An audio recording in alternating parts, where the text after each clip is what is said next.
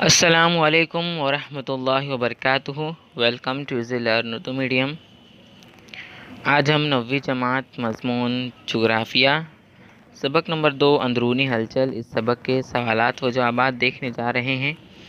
अगर आप चैनल पर नए हैं तो चैनल को ज़रूर सब्सक्राइब करना। शुरू करते हैं सवाल नंबर 1 से।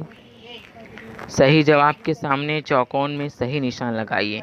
यहाँ पे आपको अलीफ, बे, जीम, दाल और हे दिया हुआ है। एक सवाल है, 3 ऑप्शन है ना। जो मुनासिब लगे आपको जो है वो उस सही जवाब है जो उसके सामने चौकोन में जो है वो आपको सही का निशान लगाना है। इस तरीके से देखते हैं पहला सवाल। ज़मीन की अंदरूनी सुस्त हलचल किस पर मुनहसर है? ज़मीनी साख्त, रफ्तार और सिमत। तो रफ्तार आपको यहाँ पे लगाना है, रफ्तार पे लगाने का है। रफ्तार जवाब जो है वो सही है। ज़मीन की अंदरूनी सुस्त हलचल रफ्तार पर मुनहसर है। दूसरा, सुस्त हलचल एक दूसरे के मुखालिफ सिमत में हरकत करती है तो वहाँ क्या तैयार होता है? पहला है दबाव, दूसरा है तनाव और तीसरा है पहाड़। तो बीच वाला जो है तनाव वो सही आएगा। वहाँ क्या तैयार होता है? तनाव तैयार होता है। तीसरा, शुगाफ वादी तैयार होने के लिए कशे अर्ज में किन हरकत का अमल ज़रूरी है? यहाँ पे 1, 2, 3 दिया हुआ है, तनाव, दबाव, फरसुदगी। तो तनाव यहाँ पर भी जो है पहला वाला तनाव सही है ना। शुगाफ वादी तैयार होने के लिए कशे अर्ज में तनाव हरकत का अमल ज़रूरी है। चौथा, दर्ज झेल में से कौन सा पहाड़ लहरिएदार पहाड़ है ना? सतपड़ा, हिमालय, मगरबी घाट। हिमालय जवाब जो है वो लहरिएदार पहाड़ है। पांचवा, वसी व आरीज़ सतह मुर्तफ़ा का वजूद में आना किस किस्म की ज़मीनी हरकत का असर है? कोहसाज, बरसाज, उफ़्क़ के मुतवाज़ी। तो बरसाज जो आपको यहाँ पर सही दिया हुआ है। किस किस ज़मीनी का हरकत का असर है? बरसाज। अगला सवाल है सवाल नंबर 2, जुग्राफियाई वजूहात लिखी। इसका भी है अलीफ, बे, जीम, दाल है। इसके भी 5 सवालात हैं। पहला सवाल है, हिमालय की तराई में ज़मीन मुर्तइश होने से इमारतें मंधम हो गईं। इन्हिदाम से कब्ल वो ज़ोर ज़ोर से आगे पीछे हिल रही थी। जवाब पहला ऑप्शन, ज़लज़ला की वजह से हिमालय की तराई में ज़मीन हिल रही थी। दूसरा, इब्तिदाई लहरों के रास्ते में आने की वजह से चट्टानों के ज़र्रात लहरों की सिमत में आगे पीछे होते हैं।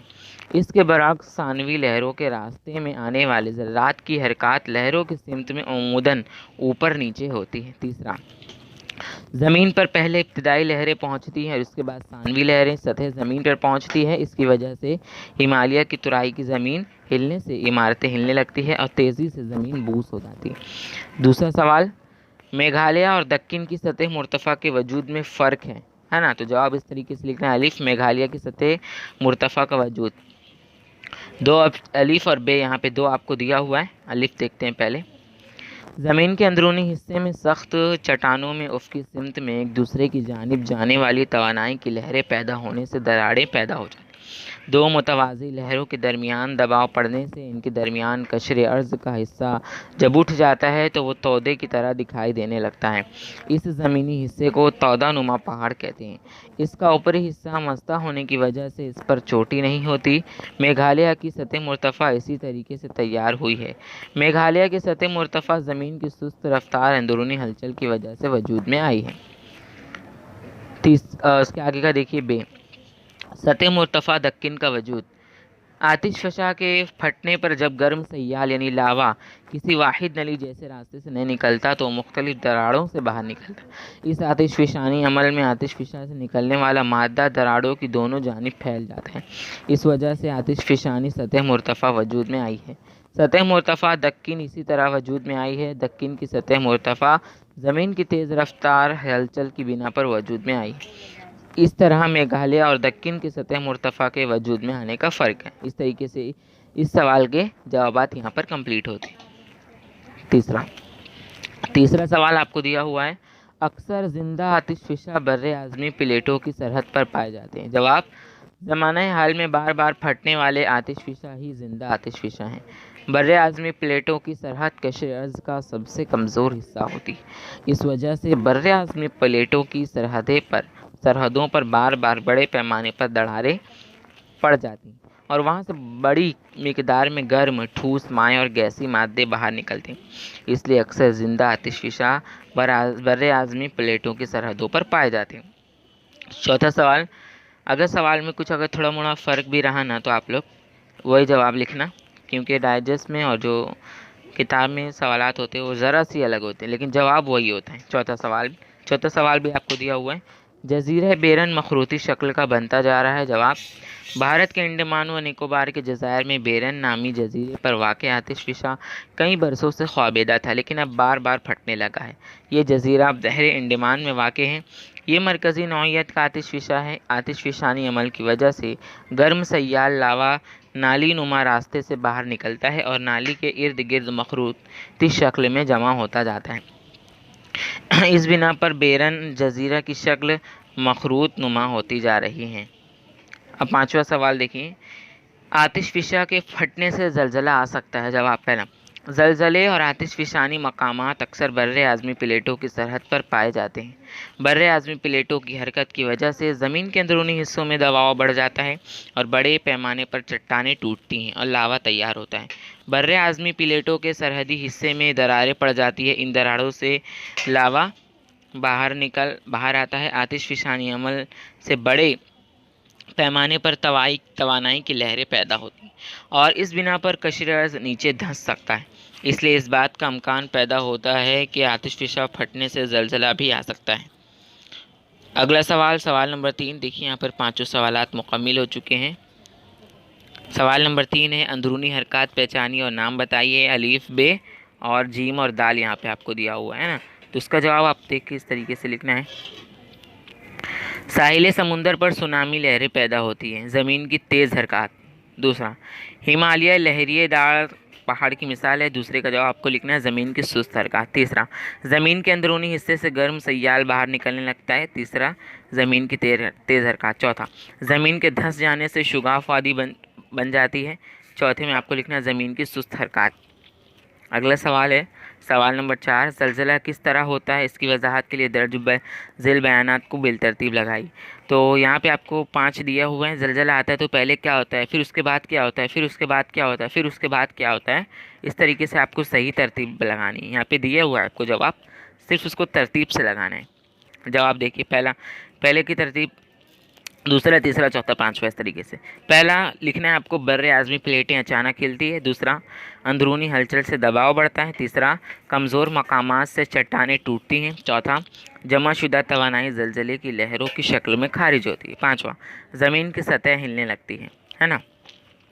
अगला सवाल नंबर 5, फ़र्क वाज़े कीजिए, है ना। अलिफ, तौदानुमा पहाड़ और लहरिएदार पहाड़। बे, जीम 3 दिया हुआ है। पहला देखते हैं, तौदानुमा पहाड़ और लहरिएदार पहाड़। जवाब देखिए इस तरीके से आपको बॉक्स बनाना है। 3 पॉइंट लिखने रहते हैं आपको। पहला पॉइंट देखिए, अंदरूनी हलचल की बिना पर उफ़्क़ के मुतवाज़ी और एक दूसरे की मुखालिफ सिमत में जाने वाली तवानाई की लहरों से चट्टानों पर तनाव पड़ता है और दरार पैदा होती है। लहरिएदार पहाड़ का पहला देखिए, अंदरूनी हलचल की बिना पर उफ़्क़ के मुतवाज़ी और एक दूसरे के सिमत में जाने वाली तवानाई की लहरों की बिना पर नर्म चट्टानों की तहों पर दबाव पड़ने से लहरिए जो है वो तैयार होते हैं। दूसरा, 2 मुतवाज़ी दरारों के दरमियान कशरे अर्ज़ का हिस्सा ऊपर उठता है और तौदे की तरह नज़र आने वाला तौदानुमा पहाड़ बनता है। दूसरा, लहरियों की वजह से चट्टानों की तह की बुलंदी में इजाफा होता है और लहरिएदार पहाड़ वजूद में आते हैं। तीसरा, मसलन यूरोप का ब्लैक फॉरेस्ट पहाड़ और भारत की मेघालय सतह मुर्तफ़ा। तीसरा, मसलन हिमालय, अरावली, रॉकी, है ना, एंडीज़, ऑल्पिस। दूसरा है ज़लज़ले की इब्तिदाई लहरें और ज़लज़ले की सानवी लहरें, है ना। ज़लज़ले की इब्तिदाई लहरें, पहला, ज़मीन के अंदरूनी हिस्से में तवानाई के अखराज के बाद जो लहरें सबसे पहले सतह ज़मीन पर पहुंचती है वो इब्तिदाई लहरें कहलाती हैं। दूसरा, इब्तिदाई लहरें ठोस, माए, गैस, इन तीनों हालतों वास्तव में सफ़र कर सकती है। तीसरा, ज़लज़ले की इब्तिदाई लहरों के रास्ते में आने वाली चट्टानों के ज़र्रात लहरों के बहाव की सिमत में आगे पीछे हरकत करते। चौथा, इब्तिदाई लहरें सानवी लहरों की बनिस्बत कम तबाहकुन होती हैं।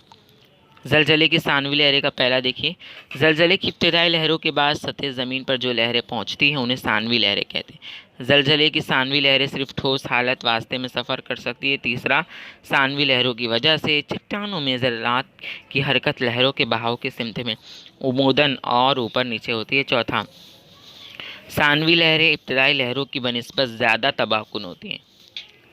अब है तीसरा, जलजला और आतिशफिशा। जवाब जलजला और आतिशफिशा का यहाँ पे आपको दिया हुआ है। पहला जलजला का देखिए, सतह ज़मीन के नीचे हलचल की वजह से कशरे अर्ज़ में पैदा होने वाला तनाव के एक हद से ज़्यादा हो जाने पर तवानाई की लहरों का अखराज होता है। सतह ज़मीन हिलने लगती है, यही जलजला है। दूसरा, जलजले की वजह से बहुत कम पैमाने पर कुछ ज़मीन बुलंद होती है और कुछ धंस जाती है। तीसरा, ज़मीन से लावा आ जाना ज़रूरी नहीं है। आतिशफिशा का पहला देखिए, ज़मीन के दरमियानी खोल से गर्म ठोस माएँ और गैसी मादे जब सतह ज़मीन के बाहर फेंके जाते हैं तो उसको आतिशफिशानी अमल या आतिशफिशा का फटना कहते हैं। दूसरा, आतिशफिशा के फटने से बड़े पैमाने पर ज़मीन का इलाका ऊपर उठ जाता है और मखरूती पहाड़ियाँ सतह मुर्तफ़ा वजूद में आती है। तीसरा, आतिशफिशा के फटने से लावा ज़मीन की सतह पर आ जाता है। देखिए यहाँ पर तीनों हो गए आपको, है ना, तीनों का मैंने बताया। सवाल नंबर 6, मुख्तसर जवाब लिखिए। पहला, ज़लज़ले की वजूहात लिखिए।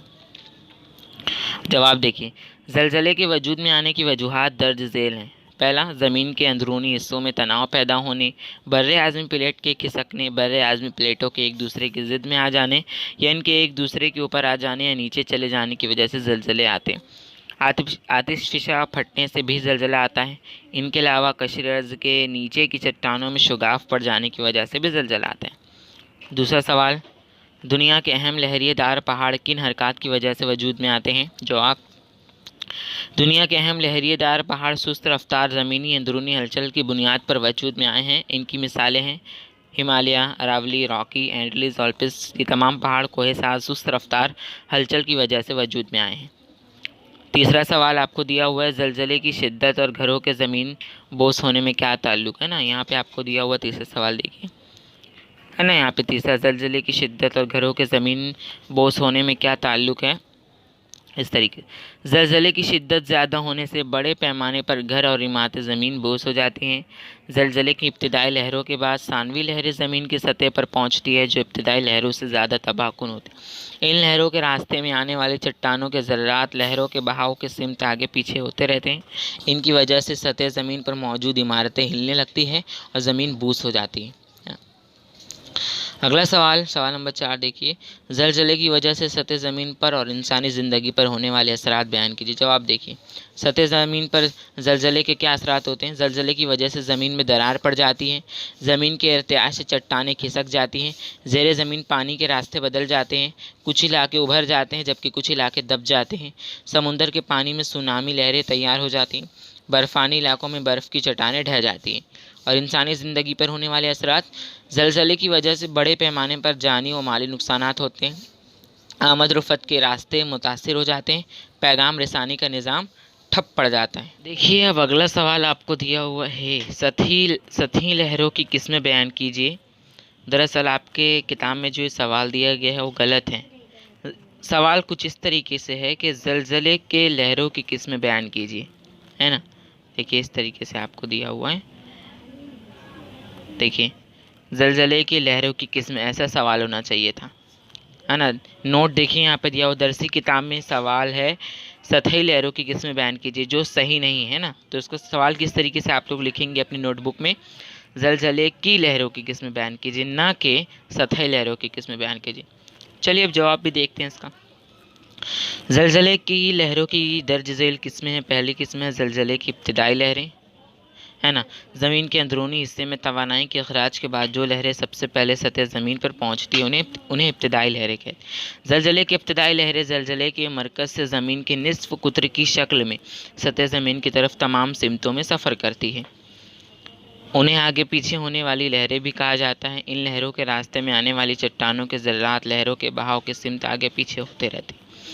ये लहरें ठोस, माए, गैस तीनों ज़राए वास्तों से गुजर सकती हैं, लेकिन माए से सफ़र करते वक्त इनकी सिमत में तब्दीली आ जाती है।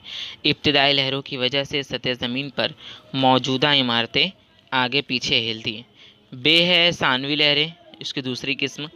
इब्तिदाई लहरों के बाद सतह ज़मीन पर पहुंचने वाली लहरों को सानवी लहरें या एस लहरें जो है वो कहते हैं।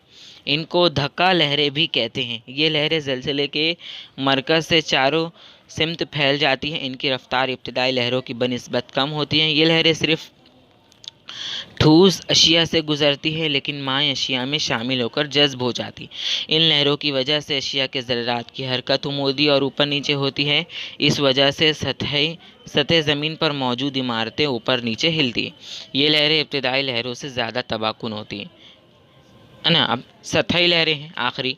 इब्तदाई और सानवी लहरों के सतह ज़मीन पर पहुंचने के बाद सतह ज़मीन पर नई लहरें पैदा हो सकती हैं, उन्हें सतही लहरें कहते हैं। ये लहरें ज़मीन के मुहीत की तरफ फैलती है। ये लहरें सबसे ज़्यादा तबाहकुन होती हैं, है ना। तो इसका जवाब यहाँ पे ख़त्म होता है। तीनों लहरों के बारे में 3 किस्में होती हैं। तीनों किस्मों के तफसील से मैंने आपको जवाबात बताए। वाव है आतिश फ़िज़ा की किस्मों व आतिश फ़िज़ा के किस्में मिसालों के साथ बताइए, है ना। तो आपको जवाब इस तरीके से लिखना। देखिए, आतिश फ़िज़ा की किस्में दर्ज झेल हैं। अलिफ, आतिश फ़िज़ानी अमल के लिहाज से आतिश फ़िज़ा की 2 किस्में हैं। पहला है मरकज़ी आतिश फ़िज़ा। आतिश फ़िज़ा के फटने पर लावे के नक्कास के लिए एक नाली नुमा रास्ता पैदा होता है और इस नाली नुमा रास्ते से लावा बाहर निकलता है। उसे मरकज़ी आतिश फ़िज़ा जो कहते हैं। मरकज़ी आतिश फ़िज़ा से निकलने वाला लावा नाली के दहाने के अतराफ जमा हो जाता है। मरकज़ी आतिश फ़िज़ा की वजह से मखरूती शक्ल के आतिश फ़िज़ानी पहाड़ तैयार होते हैं। मिसालें जापान का फ्यूजियामा, तंजानिया का किलिमंजारो पहाड़। दूसरा है दरार नुमा शुगाफी आतिश फ़िज़ा। आतिश फ़िज़ा के फटने पर जब इसका लावा नाली नुमा रास्ते से निकलने की बजाय मुख्तलिफ दरारों से निकलता है तो उसे दरार नुमा शुगाफी आतिश फ़िज़ा कहते हैं। आतिश फ़िज़ानी के इस अमल में आतिश फ़िज़ा के निकलने से वाले मादे दरार के दोनों जानिब फैल जाते हैं। दरार नुमा आतिश फ़िज़ा के सबब आतिश फ़िज़ा मुर्तफ़ा सतह तैयार होती है, मसलन महाराष्ट्र की सतह मुर्तफ़ा दक्किन। तो इस सवाल का जवाब भी मैंने आपको बता दिया। सवाल नंबर 7 और सवाल नंबर 8 आखिरी है। सवाल नंबर 7 कुछ इस तरीके से हैं।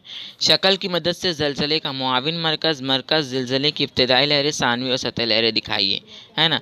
देखिए इस तरीके से आपकी किताब में दिया हुआ है, ये आप लोग अपनी किताब में देख सकते हैं। शक्ल 2.12 ज़लज़ले की लहरों की किस्में, ये शक्ल आपको दिया हुआ है ना। तो इसके जवाब के लिए आपको ये शक्ल जो अपनी नोटबुक में बनानी पड़ेगी। ज़लज़ले के मरकज़, सतह ज़मीन, इब्तदाई सानवी लहरें और सतह ज़मीन की लहर, ज़लज़ले का मुआविन मरकज़, ये सब आपको बनाना है अपने कॉपी में इस सवाल के जवाब के लिए। आखिरी सवाल देख लेते हैं। सवाल नंबर 8, दुनिया के नक्शे में दर्ज ज़ैन अनासिर बतलाइए। देखिए आप यहाँ पे आपको उल्टा दिख रहा होगा, मगर ये नक्शा आपको पेज नंबर 21 पर दिया हुआ है। ये नक्शा है ना, तो ये नक्शा आपको क्या करना है, इस नक्शे में कुछ लिखना है आप लोगों को। ये सारी चीज़ें दिखाना है कि ये कहाँ पर है। अलिफ बे जीम दाल है। कौन कौन सा, माउंट किलिमंजारो वस्ती अंटार्कटिका ज़लज़ले का इलाका, माउंट फिजी, क्रेकाटोआ, माउंट वेसुवेस। देखिए इस तरीके से बताना है आप लोगों को। पहला वाला यहाँ पे दिया हुआ है, पहला है माउंट किलिमंजारो। तो आपको यहाँ पे देखिए नक्शे में जो है ना, यहाँ पे बताना है माउंट किलिमंजारो। देखिए यहाँ पे बताने का है, यहाँ पे आप लोग देख सकते हैं। दूसरा है वस्ती अटलांटिक के ज़लज़ले का इलाका, तो वो आपको यहाँ पे किनारे में यहाँ पे बनाना है। खत्ते सरतान आपको एक दिया हुआ है ना, उसी के पास देखिए वस्ती अटलांटिक के ज़लज़ले के इलाका। तीसरा माउंट फिजी आपको यहाँ पे बनाना है। देखिए इधर पे आप लोग देख सकते हैं अपने नक्शे में, इस इधर पे बनाना है। चौथा है आपको क्रेकाटोआ, यहाँ पे देखिए क्रेकाटोआ आपको दिया हुआ है, यहाँ पे बनाने का है, क्रेकाटोआ लिखना है। और चौथा ही बताया। पांचवा है माउंट वेसुवेस, तो आपको यहाँ पे बीच नक्शे में जो है बनाना है। देखिए यहाँ पे बनाना है, लिखना है। तो इस तरीके से आपको इस सबक के सवालात व जवाबात मैंने आपको बता दिए। सवालात व जवाबात इस सबक की यहीं पर ख़त्म होते हैं। अगर आपको आज का हमारा वीडियो पसंद आया हो तो इस वीडियो को लाइक ज़रूर करना, चैनल पर नए हैं तो सब्सक्राइब ज़रूर करना। मिलते हैं हम अगली वीडियो में एक बार फिर से, तब तक के लिए बाय।